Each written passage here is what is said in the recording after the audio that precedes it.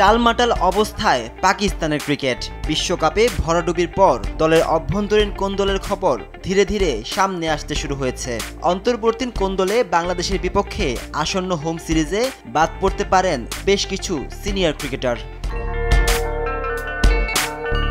এই তালিকায় নাম রয়েছে পাকিস্তানের তারকা পেসার শাহিন শাহ আফ্রিদির।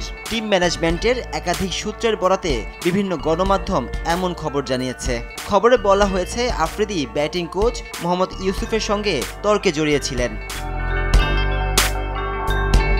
ঘটনাটি ছিল মে মাসে পাকিস্তানের ইংল্যান্ড সফরে। হেডিংলিতে পাকিস্তানের নেট অনুশীলনে আফ্রিদিকে বারবার নো বল করতে দেখে তাকে সতর্ক হতে বলেন ইউসুফ। তবে তাতে রেগে গিয়ে ব্যাটিং কোচের সাথে তর্কে জড়ান আফ্রিদি।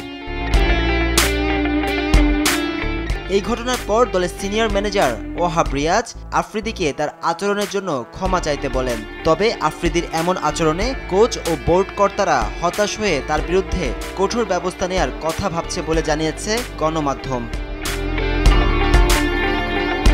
এদিকে টি-20 বিশ্বকাপ থেকে অনাকাঙ্ক্ষিতভাবে পাকিস্তান ছিটকে যাওয়ার পর দলের সিনিয়র খেলোয়াড়দের মধ্যে গ্রুপিংয়ের গুঞ্জন ভাসছে গণমাধ্যমে। সেই গুঞ্জনের আগুনে ঘি ঢেলেছেন পাকিস্তানের হেড কোচ গ্যারি কাস্টেন। বিশ্বকাপ পরবর্তী তার প্রতিবেদনে উঠে আসে দলের গ্রুপিংয়ের বার্তা। এর প্রেক্ষিতে খেলোয়াড় সহ টিম ম্যানেজমেন্টেও বড় পরিবর্তনের ইঙ্গিত দিয়েছে ক্রিকেট পাকিস্তান। নাজমুস সাকিব, RTV।